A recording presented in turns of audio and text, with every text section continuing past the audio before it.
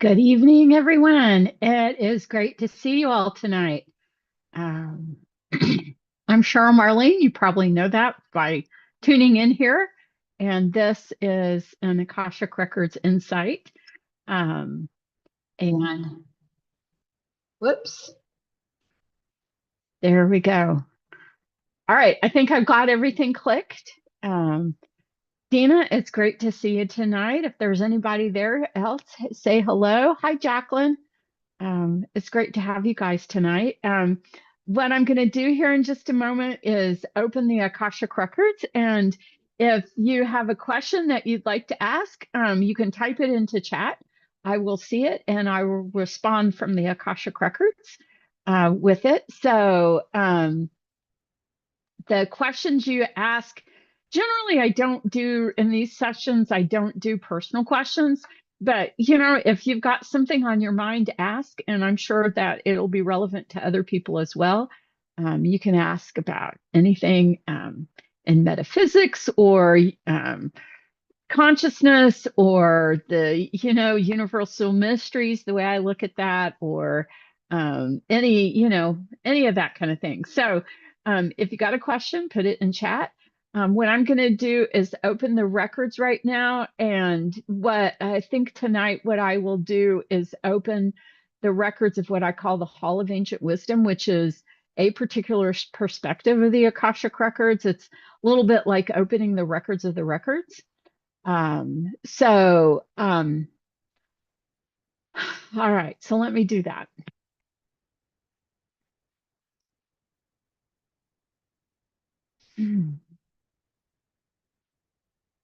All right, my center with your center, our center with all centers, our center as the one center. I enter the realm of the masters, teachers, and loved ones of the Hall of Ancient Wisdom and match our hearts and minds with theirs. Let us find through joy and wisdom the ability to open the universe and ourselves to greater possibility and deeper love. Eternal Source, fill our hearts with clarity and sacred power and show us the place of balance between us and the Hall of Ancient Wisdom. Hear us now as we become one with the whole, and when we are complete, release us in love and admiration, keeping our energy raised. All right, the records are open. So, let's see. Feels like something needs to come forward. If you have a question, let me know.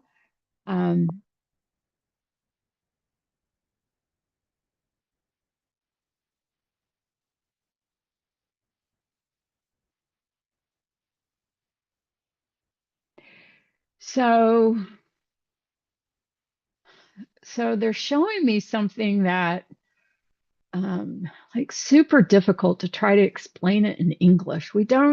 There's a lot of things that come here energetically that are difficult to describe because it's just at that edge between what's known and unknown and unknowable.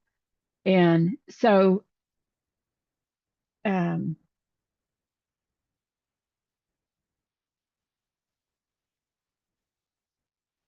so think of our solar system. Think of how our solar system is situated within what we call the Milky Way galaxy. Um, think of the expanse and the depth of that galaxy.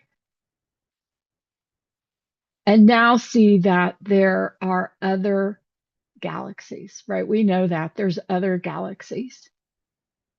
And it kind of like if you think of about, I don't know, 10 or 15 galaxies sort of piled on top of each other, and you take half of them and you pull them apart and you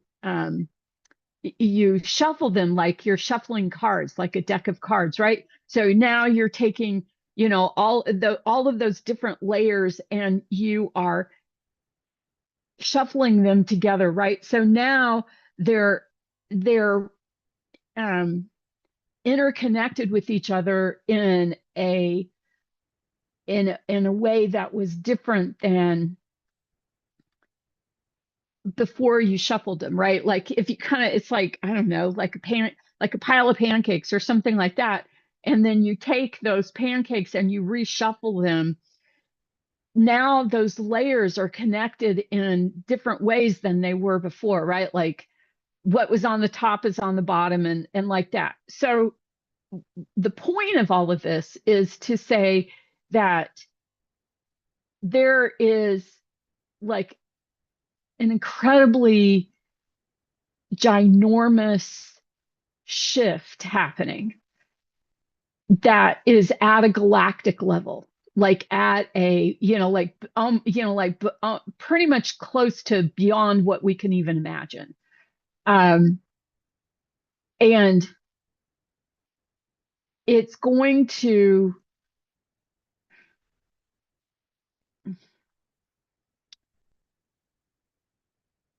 well, first of all, it's going to bring possibility that we have never considered. It's going to shift how we think of ourselves as spiritual beings. Where it's going to activate and enhance and um, accelerate the integration that's happening right now between who we are physically and who we are spiritually. Um, it's going to change how we think about like astrology and um, numerology and um, other systems that are based on the way the world has been organized over the last 10,000 years. And it's it's the basis of the upheaval that we're in the middle of right now.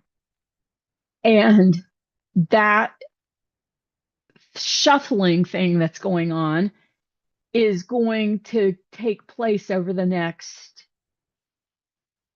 3 months, 4 months, something like that. It's going to actually happen fairly quickly relative to, like we're talking about galactic dimensions here. So, but it happens at a level at which we don't, partly because it seems so big, it doesn't seem like it would be that possible for shift and change to happen so quickly. But that's but they think that that's what's going to happen, is that it's going to happen. I mean, it's already happening. It's just going to go really quickly. So that for, you know, where our perspective is, like come say June or July, is going to be very different than where it is right now.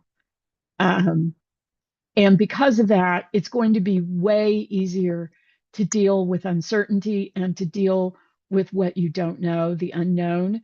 And it's much easier to feel and dig deep into your sense of personal power.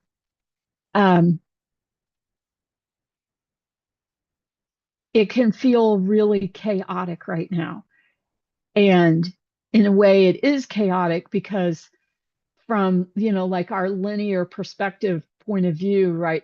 Looking at things from the perspective of three-dimensional space and time, this this shouldn't be possible, but it is because we don't our lives, our awarenesses, our attention is not limited to um, three-dimensional space and time. Um, and there's no need to go into like 4D or 5D or whatever D you want to think of, because that those are just representative of different ways at looking at at physical space and time. And what they're talking about here transcends that, and is comes out of, I mean, it's emotion out of the transcendent, and it's emotion about, like essentially agreements across the universes about how to interact, and all of that's shifting and changing. And it would be very typical for human beings to hear this information and be frightened, because it works within the unknown and the uncertain. But that's what's so interesting about this particular change, is that it is, there's, like, this is something to be excited about. This is something to look forward to and to experience. And there's nothing you have to do to prove yourself worthy of it. It's more about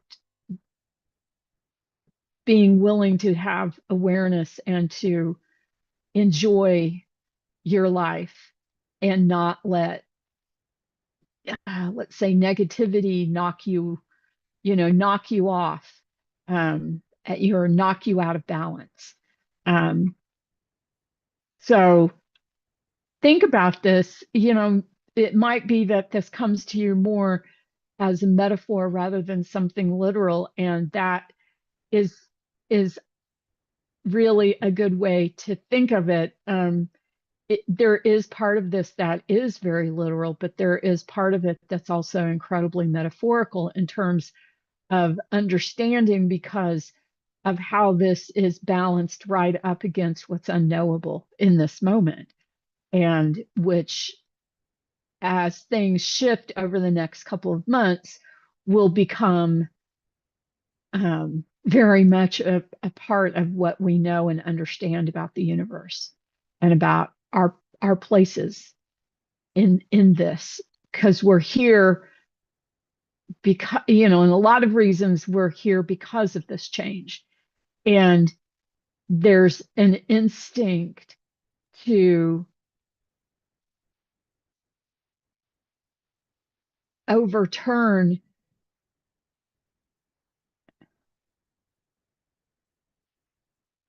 the denial that has existed for a very long time about, um, um, about the really amazing depth that human beings are made of and can express. And they're excited to see, how this goes for us, because they also know that for many of us in this moment, it's quite, um, there's a lot of distress, and um, they know that we get through it. So that's what they wanted to say tonight, was to give an overview of what comes in the next, like, 4 to 6 months, because it's beyond what we, um, think of generally. Um, and we come out, on the other side of it better for it. So, there's more that they want to say about this, but tonight that's where they'll leave it. That's where they'll bring it. So, all right. So I see that we've got a couple of questions here. Oh, okay. This is a great question. How can we hold space for ourselves and those around us during volatile times? Um,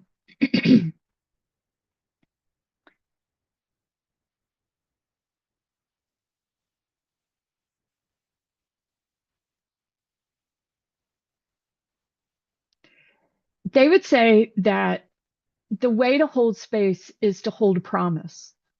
And what they mean by that is to say, um, instead of connecting into, like, the worry or the concern, however real that might be, however legitimate that might be, is rather to connect with, um, this sense of infinite possibility that exists in every moment, and hold the promise that what will happen for yourself and for your loved ones and, your family and friends is going to occur within that infinite possibility and not within, you know, whatever, let's say the negativity again, I guess is, that's the way to hold space for people is to see, is to see that it goes in a positive direction. It goes in a way that's supportive. It goes in a way that is, um, amplifies dreams and amplifies goals and intentions. And that by holding promise, what you're doing is giving yourself space to not have to figure out necessarily how to get through this. They would see that that's a lot of times what we do. I mean, partly because, you know, we want things to go well for our family and friends and loved ones. And because we tend to also couple that with the idea that we've got to take care of people and do things for people, um, it's like we charge ourselves with trying to figure out what's going to what's going to help, what's going to make this better. And by holding promise, what you're saying is you're seeing yourself and others connecting to the depth and breadth of who they are, to that, to their power, to their the gorgeousness of their souls, and living from that place, trusting that they get, that that their lives are rich and full within that experience. And so you don't have to know how people get there in order to hold promise. Instead, it's trusting that each person will be able to figure that out for themselves. Um, in a lot of ways, holding promise is like it's a way of really leaning into the into the belief in the person, right? Like in a certain sense, what you're doing is you're holding your belief as well, both direction and almost like not really a blanket, but more like you're holding the belief as present and possible for them as well as yourself. So you're not taking on someone and trying to do for them or think you're responsible for them, but instead the energy that you're giving out to them is, I believe in you. I trust that this is going to work for you, and I am incredibly honored to be present to your journey and to your experience. We are connected and you are not alone, and neither am I. And together, in believing in ourselves, is the way that we make, we move forward in our lives. And then doing that means that, like when, because there's going to be bumps in the road. It's not going to be necessarily all, happy because you're holding promise, but it means that you brought yourself and you've encouraged those people that you're holding promise for to be present to themselves and to be in a place where they're not living in denial. They're not trying to live in ignorance. Instead, they're living in a place where they're present to themselves, and they're present to the idea that they're willing to live their lives within the possibility of the promise rather than feeling isolated or excluded. So that's what the records would say that you do in volatile times for your loved ones is that you hold promise. So that is a great question. Thank you. Let's see. It looks like there's another question here. Um,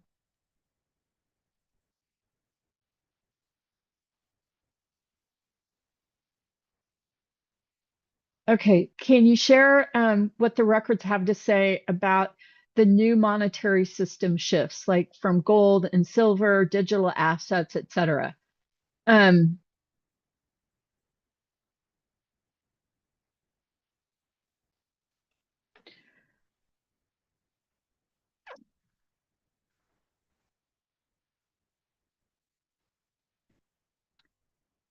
um,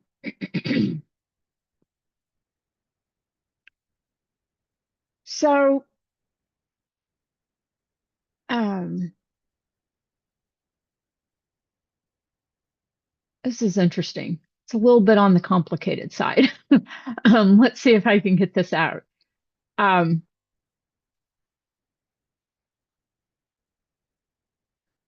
so, whether the powers that be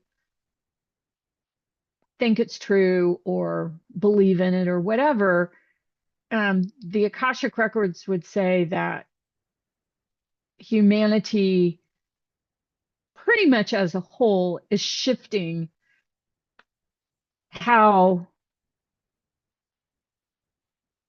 um, how we react, how we interact with one another, right? Like in a certain sense, I mean, in one way to say is that the dynamics within human beings and between human beings is in this in the middle of a really big shift and change, right? So that there was that galactic change that they were talking about at the beginning of this, and there's also this I mean, the way they explain it to me is to say that there's a shift in the human agreements, right? So, the way that like humanity is set up is that there are a set of agreements that sort of guide how human beings take form and how what kinds of experiences those forms can have, and they're made in alignment with the earth plane because that's our primary physical support.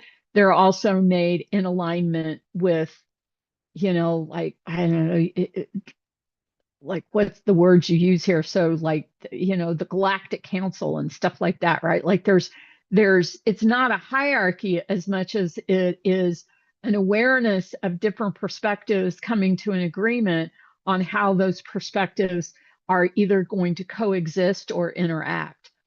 So the agreements for humanity are changing, and we're shifting from um, um, a dominance of the body and the mind over the heart and the soul. And in that dominance, there's been a couple of things that have been very, very prevalent. The main one being fear.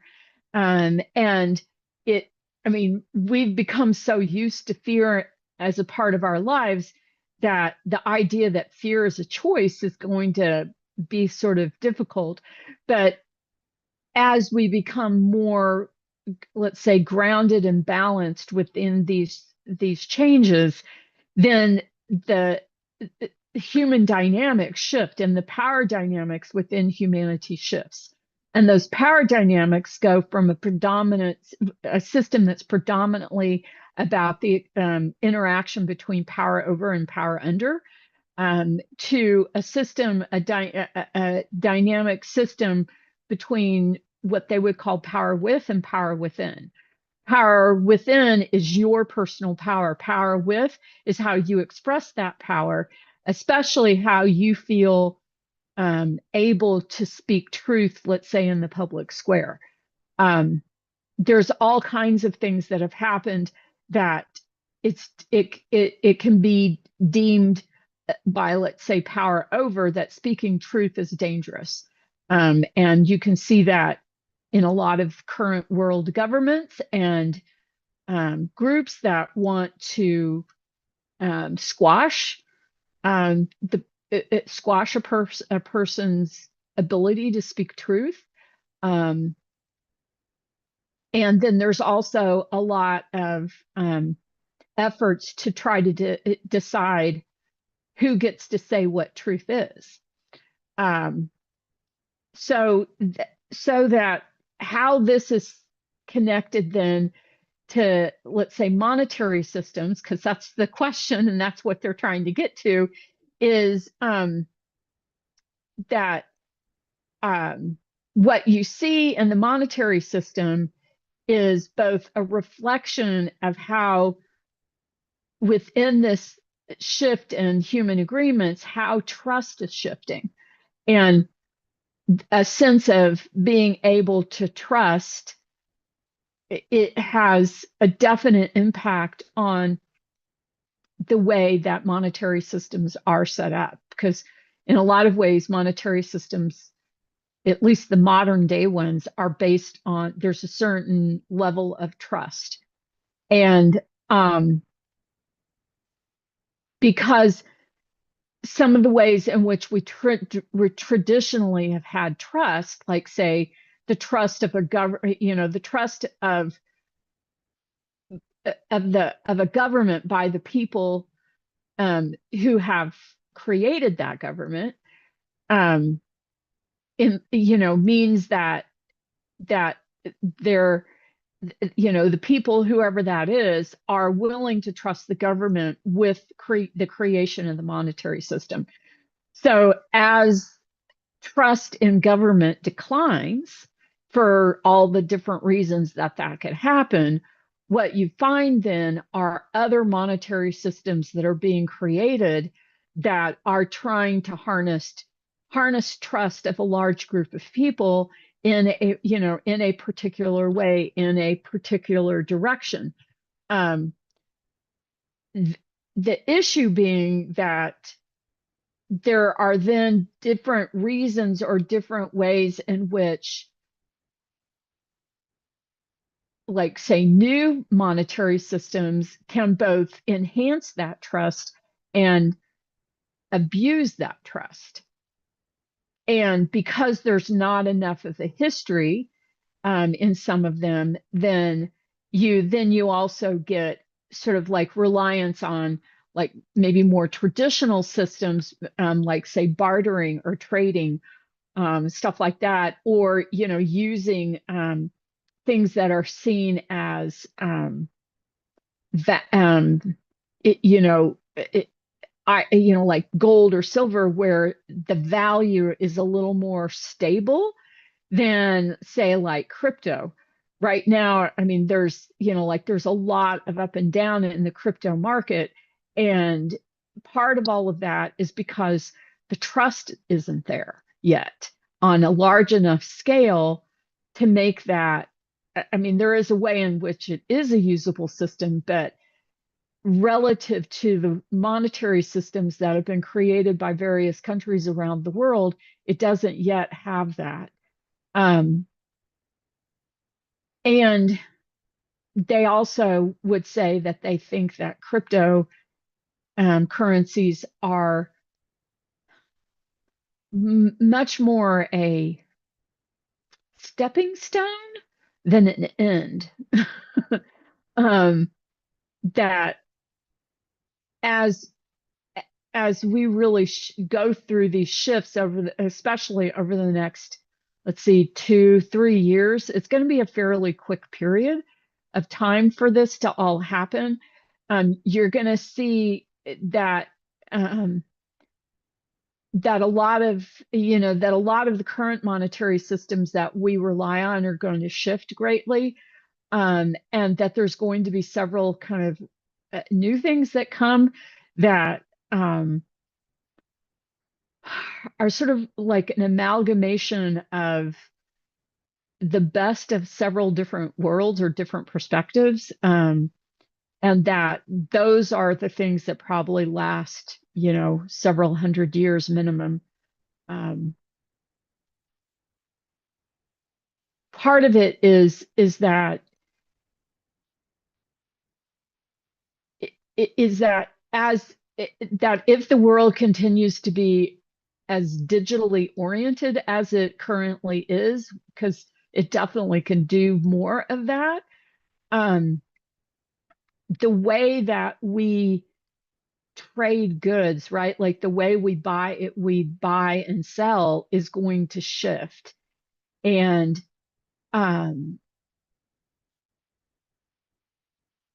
and so because monetary systems are based on perceived value, generally speaking.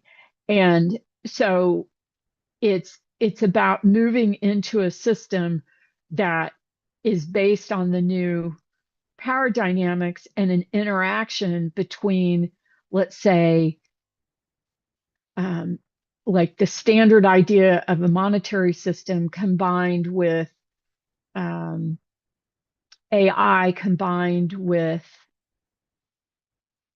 how do you create value, or how do you determine value in that which is digital? Um, and we haven't quite gotten yet to what that's exactly going to look like. Um, but we will sometime within the next like 18 months. We're in a really pivotal period. And um, we say that not to scare you, but to let you know that there's opportunity, that the current volatility might not lend you to think exists. Wow, I hope that answered your question. um, yeah. Okay. So I can see questions here. Okay, so when people take substances like ayahuasca, peyote, etc., what actually happens? I love that question. Um,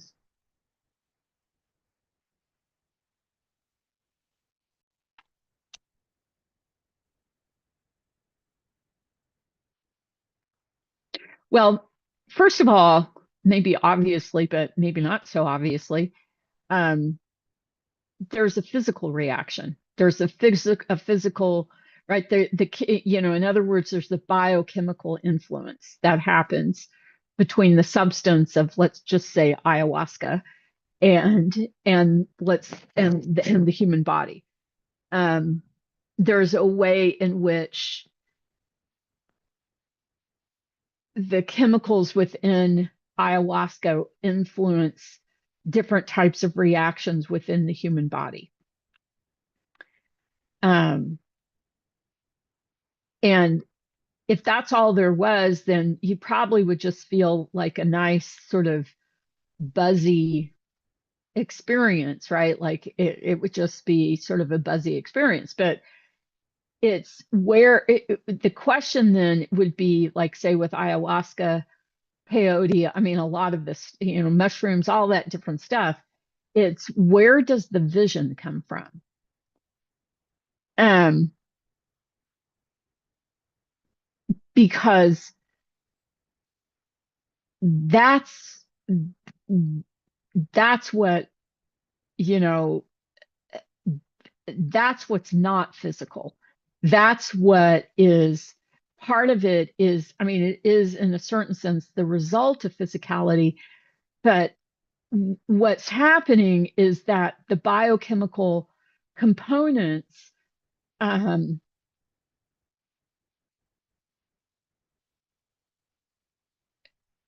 trigger a pathway of inner vision to what is probably best called mystical awareness, because it's stepping out of like the domain of the intellect. It's stepping out of like what we would typically think as rational, and it is moving into that place of creating within our awareness, and not in our minds, not in our brains, but in our awareness. Um, you know, all the different things that you can experience, right? The pictures, the sound, the um excuse me, the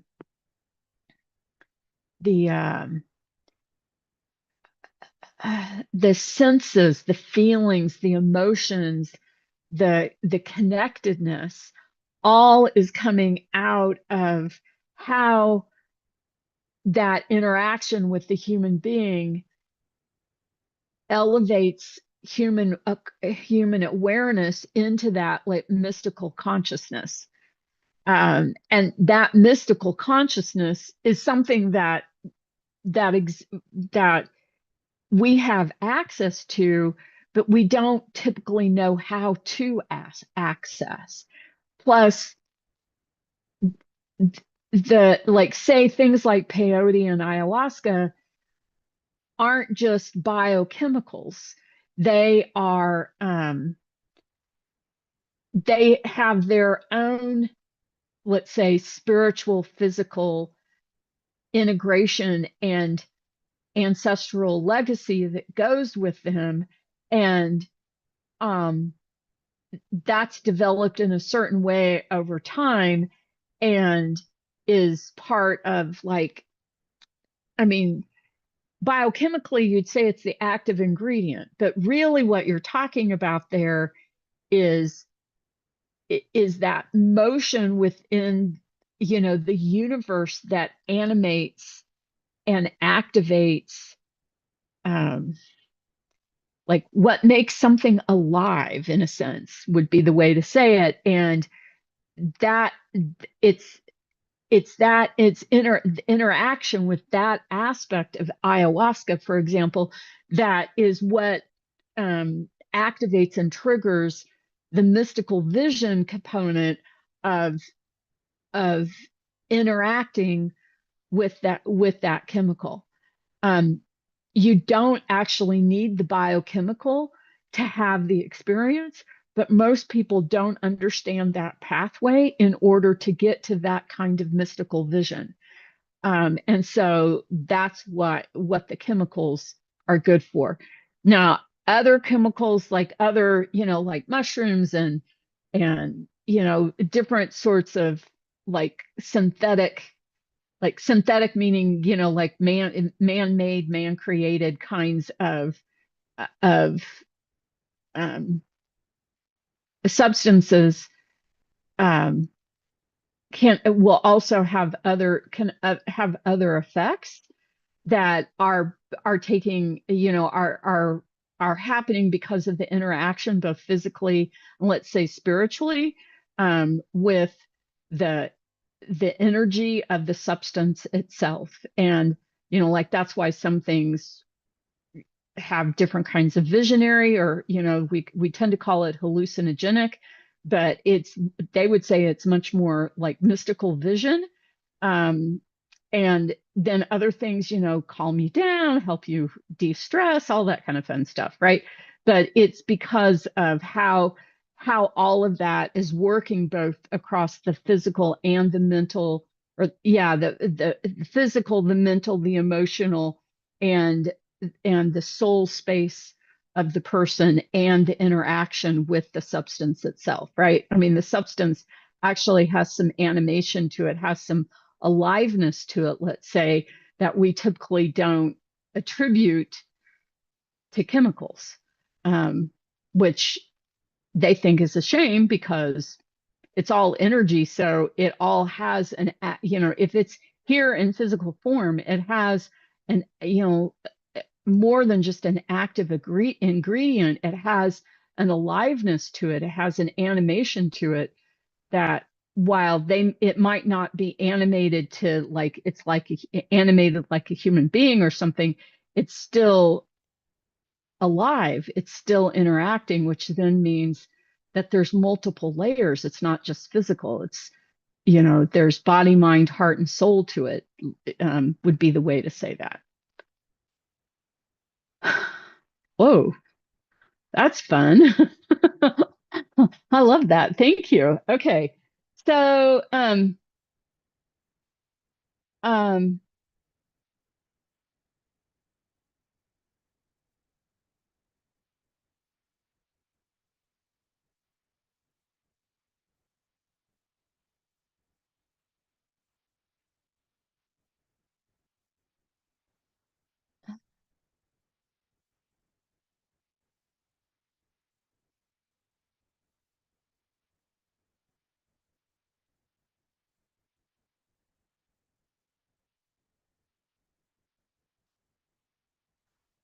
Okay, so um Cassie, I'm looking at your question and um I don't see a question in there.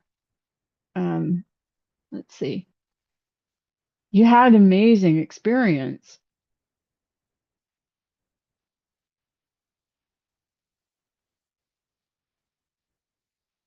Oh, okay. Um so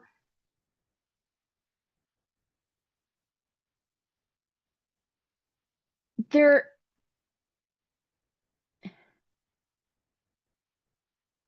when a loved one passes,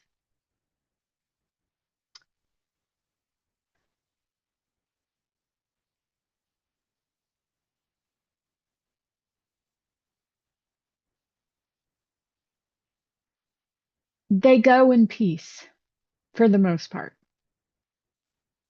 Um and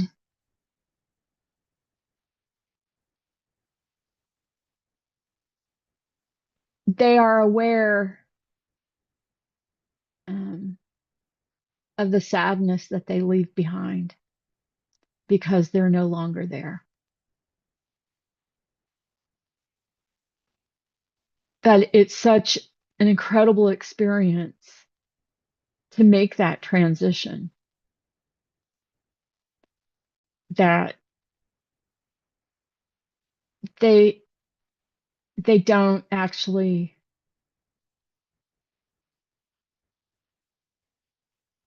it's not that they don't miss us, it's that they are in such a powerful place of peace, and because they don't feel disconnected, they are just incredibly present to the experience that their soul is going through as they leave, they leave this plant, they leave this life, because they don't really leave. It's more almost like a shift in perspective rather than leaving something behind. It's almost like they take us with them. And I get in the records, I get the strong sense that your friend is very much holding all of you in his heart. And in that sense, will be with you always, right? Like it's not a departure as much as it's a, I mean, yeah, you could say that it's like a shift in perspective, but it's such a beautiful sense of being held and being present to the love that's now completely unrestricted within the person. Not that they didn't love or couldn't love, but now there is nothing but love. And we are all held within that. Um, so um, yeah. Okay, so another question.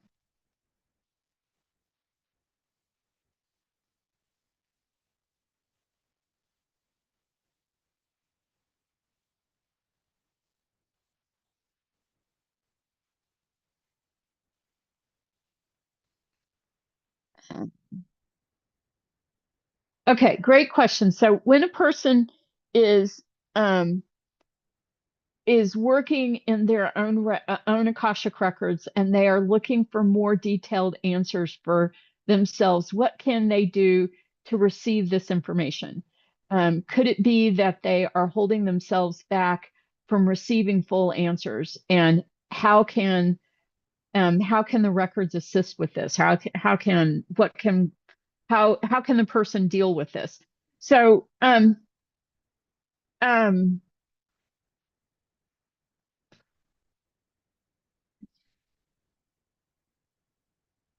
So, one of the things about learning how to open the Akashic records is that you usually have, most everyone's got some sort of idea about how that's going to go for themselves. Like it's either going to work or it's not going to work, or, maybe they're not good enough, right? Like, so the whole, like how, what you take, what approach you take to it will influence what you receive from the records. And sometimes that can be a response that works for you and gives you answers. And sometimes it can be, kind of leaving you wishing that there was more. And so part of it is, yeah, sometimes people hold themselves back, but it's more about expectation. Like, I expect that I'll be able to hear it. I expect that I'll be able to see it. I expect that I will, every time I ask a question, I'll get whatever, 3 pages of answers, or, whatever the expectation is. It really doesn't really matter. But generally speaking, when there seems to be a difference between what you get and what you'd like to get, the first thing to do is to check your expectations. Like, what are you expecting out of this, right? Um, and that's particularly true if you have some, you know, either you have a lot of experience doing other kinds of energy work, or, clairvoyancy or whatever. Because a lot of times in the records, you actually will, at least maybe in the beginning, get things a little differently, partly because they're trying to help you learn to differentiate the Akashic Records as a flow of energy from other flows of energy. Um, so you've got to give yourself a chance to learn that, to acclimate to it. And the best way to do that is to let go of your expectations about how it ought to be. Um, there's also a lot of that can be, like there's almost like the status of it, right? Like, um, when you go into the records, you ask a question and you get 3 pages of answers, then, like that's seen a lot for some people anyway as an indication that you're doing it right, right? Like you're doing it so well, or maybe you're doing it better than other people, or whatever the judgment there might be. But it's that's not that's not the kind of thing. I mean, opening and connecting with the records is not qualitative. In other words, yeah, I mean, it's not quantitative. In other words, you can't say, if, I do this, I'm going to be able to have, 15 minutes of great access with the records and I'll get all of my answers, that I want. That it doesn't break down like that. This is much more a process of learning about how to trust yourself, how to believe in yourself, how to um, feel the interaction of you with something that's more than you, right? How to connect with that transcendence, how to believe that you can go beyond the limitations of physical time and space into, into divine consciousness, and receive within that arena. And so it it means that a lot of the ways we typically learn things, where, okay, read the book, pass the test, isn't the way this works with the records, or at least not with the way I work with the records and teach about the records. So they're always saying to me, it's about you being present to your experience. It's about you learning that you can trust yourself. And in those moments when doubt shows up, then, either you go into the records and ask, or you get assistance, like say from your teacher, and you look into it. Because a lot of times when things aren't going, like you wish it could be, different than what it is, it's because you're working through, like, say, a block or an old habit, or maybe some kind of trauma or something like that, where the frustration with it isn't actually directly at, like, you're not getting enough of an answer. It's that it's sort of, like a little bit off in your peripheral vision, that the issue is actually, it's a deeper issue, or it's a more um, troubling issue that's pushing at you, and almost to the degree that you're not looking at it. So you get focused on like how much you're getting, as opposed to what is it that's there, that's coming up because of this work, that it's time to let go of. It's a time to acknowledge it and to let go of it, all of which is something that your records can help you with. But it means that you've got to let go of the expectation of exactly why it's happening, and to let go of the expectation of whatever destination you think you're trying to get to. Because this isn't about destinations. This is a journey. This is a path. This is this moment, what's going on, what's important for you in this moment. So, taking that kind of approach is often the best way to go to go about this and to deal with it. Um, I think that answered it. um, yeah. Okay, they're good. Okay. Um, all right. Oh, good. Well, oh, that's so sweet. Good. Well, I'm glad that's the case for you there, Cassandra. So, if there's any more questions, you can put them into chat. But I'm thinking that we may be at the end of it here. Um, yeah. Um,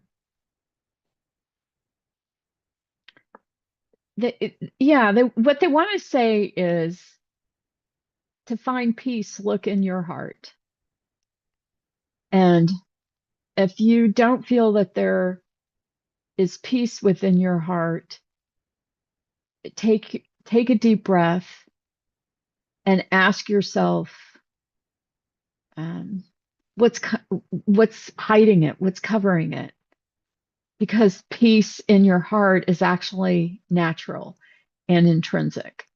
And there are times where it's hard to believe in that peace.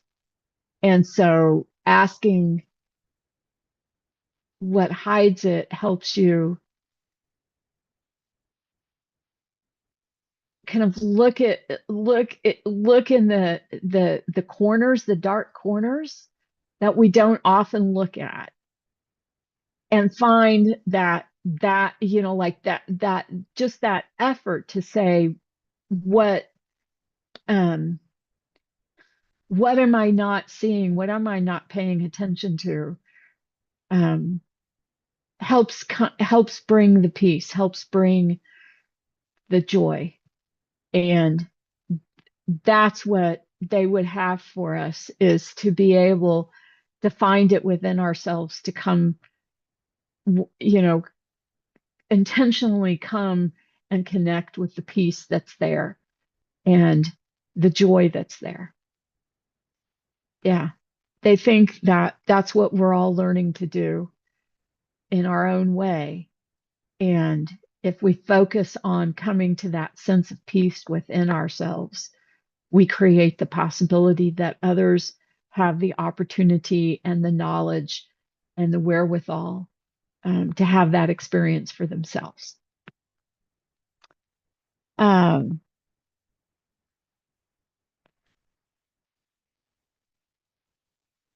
um,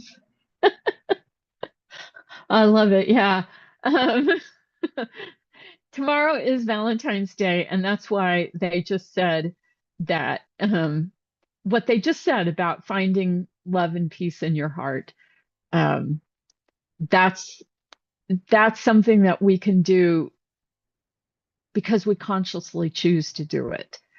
And on a day where, sort of love is the primary theme, we would all benefit by turning some of that love on ourselves, and finding joy and happiness within ourselves, um, because we believe that we are love, that we have that within us. Um, yeah. All right. Sweet people, thank you so much for coming out tonight. I really, really appreciate it. I think there were some good things said tonight. I will be doing Akashic Records Insights soon. Again, I can't even tell you when that is, but it's there, it's somewhere.